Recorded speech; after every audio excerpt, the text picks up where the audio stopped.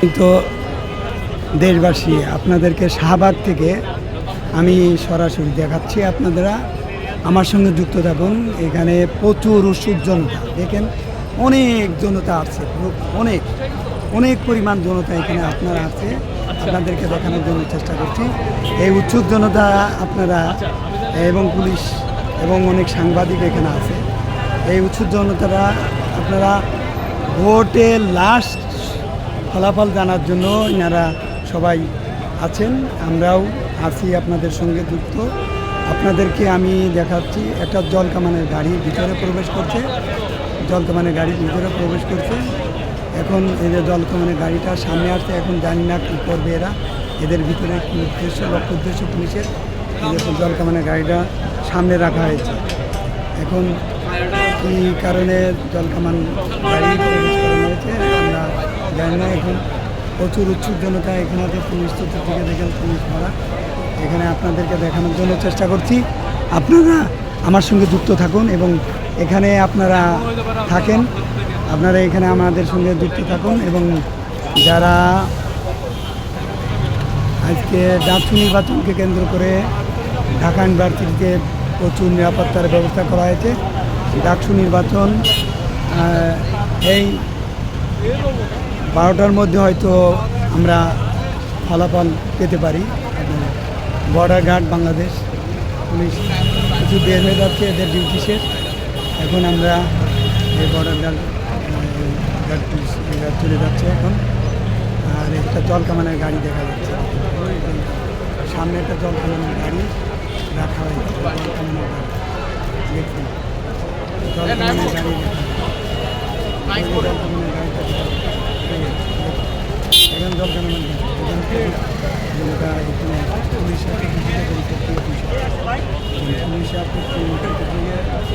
বসে আছে। আপনাদেরকে আমি দেখানোর জন্য চেষ্টা করছি, শাহবাগ ন্যাশনাল মিউজিয়ামের সামনে থেকে আমরা আপনাদেরকে দেখানোর জন্য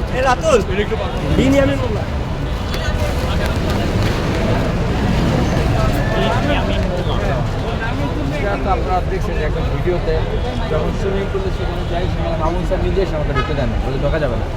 আমি যখন টিএসসি থেকে সকাল 11টার দিকে যে ম্যাডামকে সেখানে দেখেছেন, উনি কিন্তু আমাকে ছিলেন আর উনি আমার ডিপার্টমেন্ট, উনি আমাকে ঢুকতে তারা কিন্তু ঢুকেছেন। আবার টিচার্স ক্লাব, সেখানে ছাত্র শিবিরের যিনি প্রার্থী ছিলেন, উনি ঠিকই ভোট গণনার সময় সেখানে ঢুকবেন, ওনাকে বাবা সোনা বলবেন, বাবা সোনা তুমি আসছো, আর আমাদেরকে সেখানে ঢুকতেই দেওয়া হয়নি। তো আসলে মনে হচ্ছে সে ঢাকা বিশ্ববিদ্যালয়ের যে শিক্ষার্থী, আমরা যে শিক্ষার্থী, সেই শিক্ষার্থী হিসেবেও মনে হচ্ছে না যে আসলে আমরা ঢাকা বিশ্ববিদ্যালয়ে এরকম একটা অবস্থা। আপনি আসলে ক্যান্ডিডেট তো অনেক পরে বিষয়টা নিয়ে নিশ্চয়ই কথা বলেছেন যে কেন আপনাকে ওনারা ব্যাখ্যাটা কি দিয়েছে?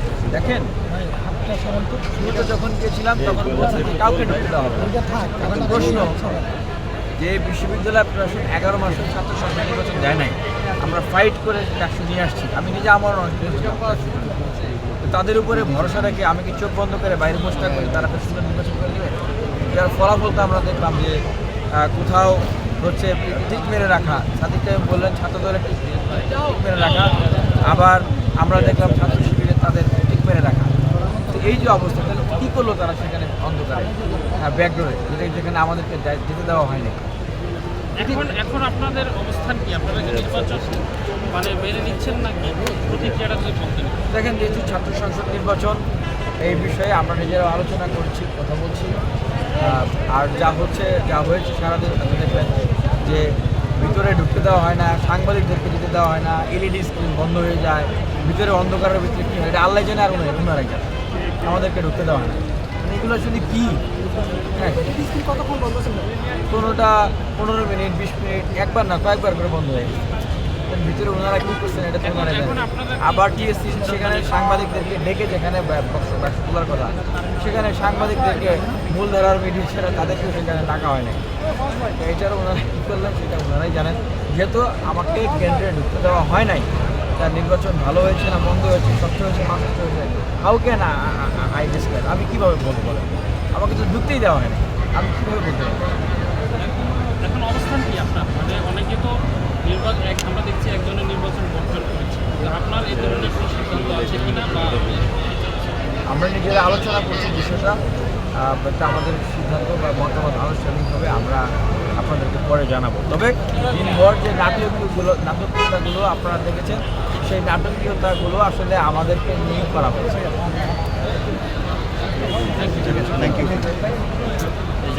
আরেকটা জিনিস যেটা আপনাদেরকে বলতে চাই, সেটা হচ্ছে যে আপনারা দেখেছেন কিছুক্ষণ আগে, আপনারাই সাক্ষী যে একদিকে বিএনপি, আরেকদিকে জামায়াতের নেতাকর্মী, ছাত্রদল, ছাত্র শিবিরের নেতাকর্মীরা কিন্তু ঢাকা বিশ্ববিদ্যালয়ে ঘিরে ফেলেছিল। তো যেটা হয়েছে আমরা দেখেছি যে বিশ্ববিদ্যালয়ের যে প্রশাসন, দেখেন প্রশাসনে কিন্তু এই দুইটা দলেরই তারা কিন্তু সেই জায়গাগুলোতে আছে, এবং এই দুইটা দলের বিরুদ্ধেই কিন্তু যে ব্যালট সাইন করা দুইটা দলের পক্ষেই, সেই বিষয়টা কিন্তু উঠে এসছে। আর এই দুইটা দলই বিশ্ববিদ্যালয়কে কেন্দ্র করে মহড়া দিচ্ছে। সেই জায়গা থেকে আমি বলেছি যে ডাকসু তো আসলে শিক্ষার্থীদের অধিকার আদায়ের একটা প্ল্যাটফর্ম, বিশ্ববিদ্যালয়ের একটা স্বায়ত্তশাসিত নির্বাচন। এটাকে যদি বিএনপি বা জামাত তারা যদি তাদের জাতীয় রাজনীতির প্লেগ্রাউন্ড তৈরি করে ফেলে, সেই হিসেবে যদি এটাকে তৈরি করে ফেলে, তাহলে তো ওনাদেরকে ঢাকা বিশ্ববিদ্যালয়কে যদি ওনাদের জাতীয় রাজনীতির প্লেগ্রাউন্ড বানায় ফেলে, তাহলে তো ওনাদেরকে ঢাকা বিশ্ববিদ্যালয় ভাগ করে দেওয়াই ভালো। ডাকসুর পদগুলো ভাগ করে দিল, তা তো নির্বাচনের দরকার ছিল। শিক্ষার্থীরা তো এখন আমরা তো আতঙ্কিত যে ওনারা যে পর্যায়ে গেছেন, এখন ঢাকা বিশ্ববিদ্যালয় এখন দেখা যাবে যে ওনাদের প্লেগ্রাউন্ড হয়ে গেছে। সকাল বিকাল ওনারা রাজনৈতিক পেশি শক্তি প্রদর্শন করবেন, সেই ধরনের একটা পর্যায়ে চলে গেছে। ছাত্র দলের যে ক্যান্ডিডেট উনি বলেছেন যে আওয়ামী লীগের নির্বাচন